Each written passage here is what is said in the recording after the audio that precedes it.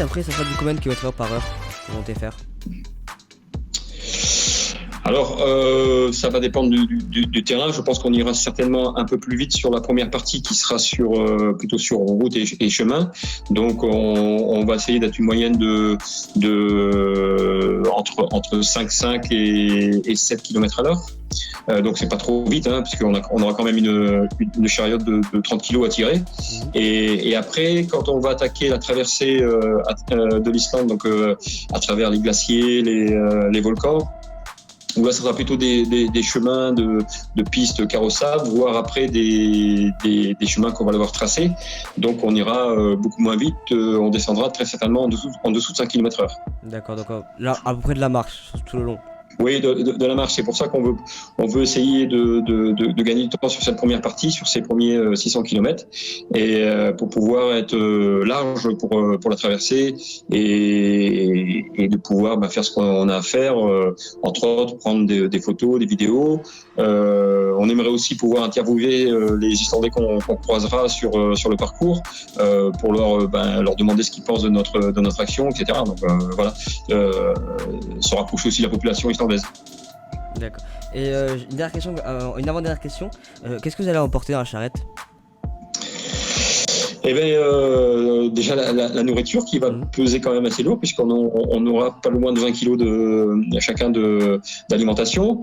La partie couchage, donc on aura une tente spécifique grand froid. Notre matériel à nous, entre les doudounes, les vêtements de pluie, une paire de chaussures aussi de rechange. On va avoir toute la partie eau. Alors on aura des nourrices souples qu'on pourra remplir, donc qui nous permettra d'avoir l'eau pour pouvoir hydrater nos plats lyophilisés, pour pouvoir aussi boire, et puis aussi pour pouvoir se laver, puisque on part avec de quoi se laver avec du shampoing, des dentifrices solides. Voilà, ça nous permettra de s'alimenter et de s'hydrater correctement.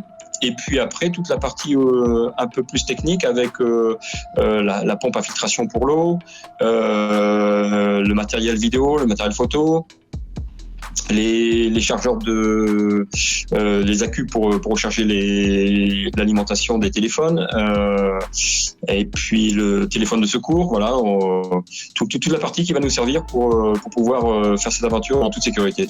D'accord. Et puis quelques personnes, comme tu dis, en sécurité. Tu conseillerais quoi plutôt à une personne qui souhaiterait se lancer dans une aventure similaire?